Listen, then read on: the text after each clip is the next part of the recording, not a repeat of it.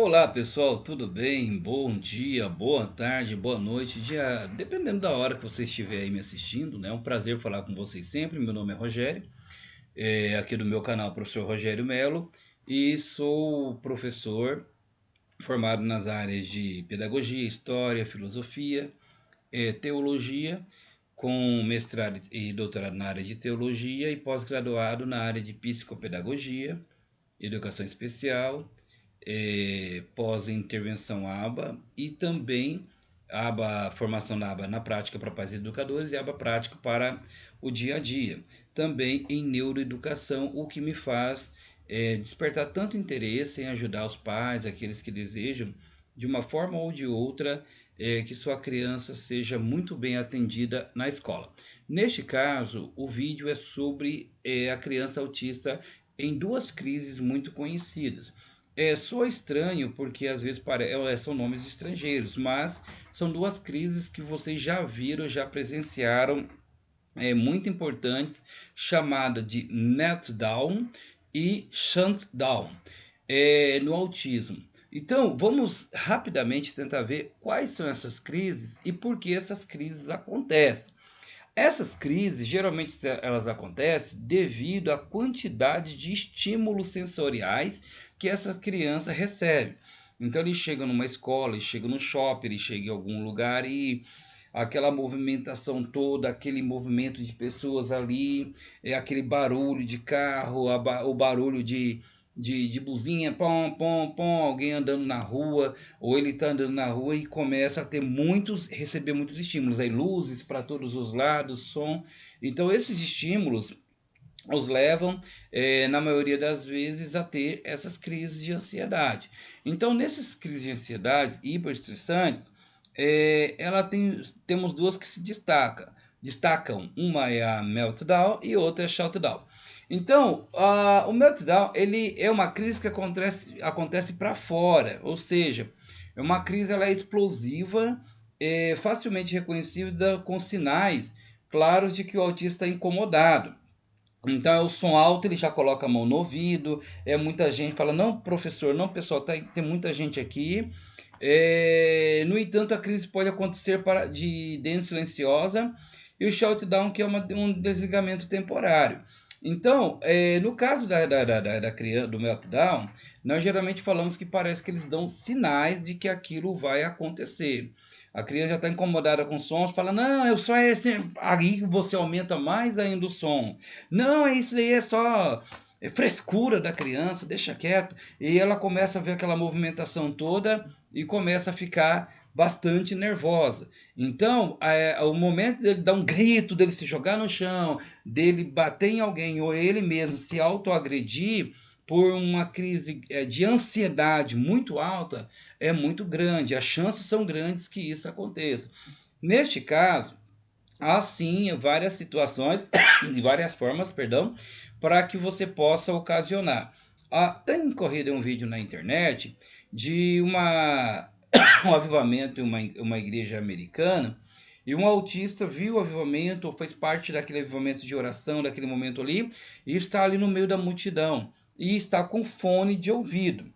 E alguém diz assim: olha, isso é um milagre, porque o autista não suporta ficar no lugar de tanta oração, de tanto movimento assim, e ainda está utilizando ele um fone de ouvido. Não, gente, na realidade é assim. Aquele fone de ouvido que o autista utiliza é um fone de ouvido que ele utiliza porque daquela forma ele reduz o ruído. Existem reduções no ruído para que ele possa ficar mais. Ele quer estar ali, ele está bem ali. Então são formas que você ajuda a diminuir esse agravamento do ruído do meltdown. E o shutdown, ele é aquele que como se fosse um desligamento, como se o autista desligasse assim por nada, não conhecesse mais ninguém, tivesse um desligamento temporário. E o shutdown, ele é interessante porque é uma sobrecarga muito grande daquilo que possa acontecer ali com a criança. Então, no meltdown, ele tem alguns colapsos nervosos. E nesse colapso nervoso, essas crises de ansiedade que ele sente, ele pode estar ofegante, sentindo mal.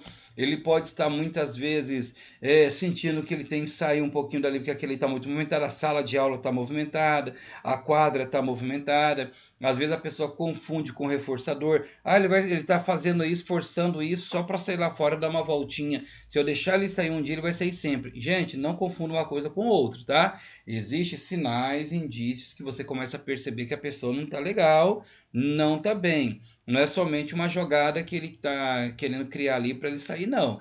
Ele não está bem. Então você vê a questão muitas vezes dos sinais de ansiedade, estereotipia. Vocês já perceberam que tem pessoas também que ficam com a perna batendo sem parar, né? Fica com a perna balançando. Você fala, nossa, a pessoa está muito ansiosa.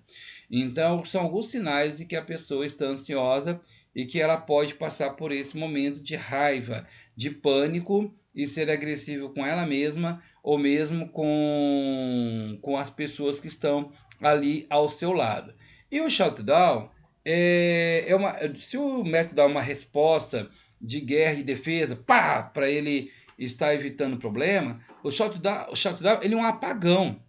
É como o estímulo fosse muito grande, o nervoso muito grande, e ele apaga.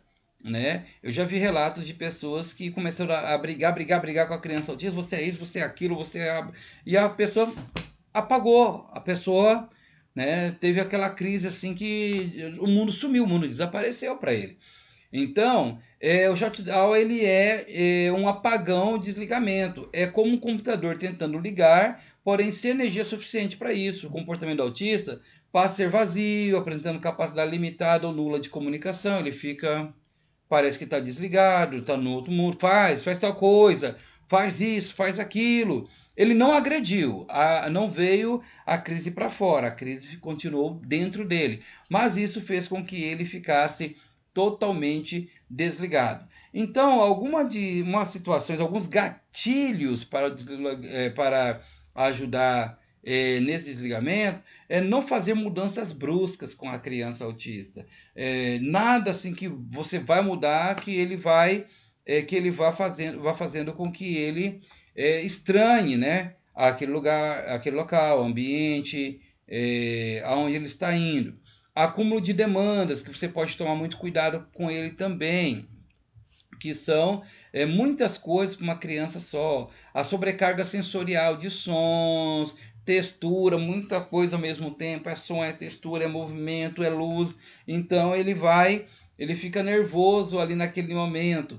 Então isso que você sobrecarrega demais essa criança autista faz com que ela possa ter duas crises, e uma dessas para dentro ou uma para fora, ou meltdown ou shutdown, ok?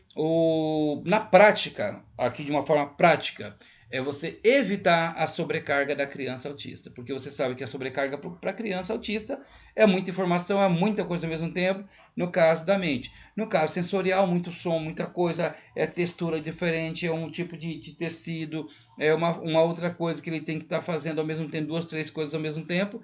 Então, pode estar acarretando esses problemas aí e que depois pode vir a gerar grandes crises, ok? Pessoal, forte abraço, muito obrigado. Se inscrevam no canal Professor Rogério Melo, vamos chegar a 1000 inscritos. Deixe seus comentários, deixe seu like, ative o sininho para que você possa receber mais e mais ainda informações, ok? Forte abraço, tchau, tchau.